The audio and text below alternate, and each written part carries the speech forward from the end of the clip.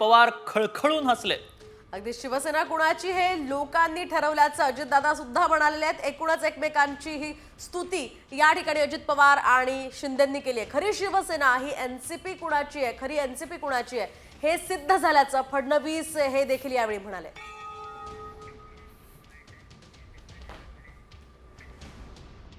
आणि म्हणून या निवडणुकीत देखील कोण कुठल्या पक्षाचा, आता तुमचा कुठला पक्ष आहे? तुमचा राष्ट्रवादी घड्याळ।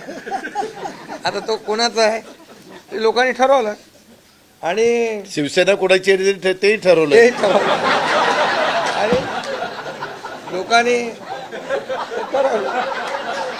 त्यामुळे आता बऱ्याचशा गोष्टी त्या स्पष्ट झालेल्या आहेत, बऱ्याचशा गोष्टी स्पष्ट झाल्या।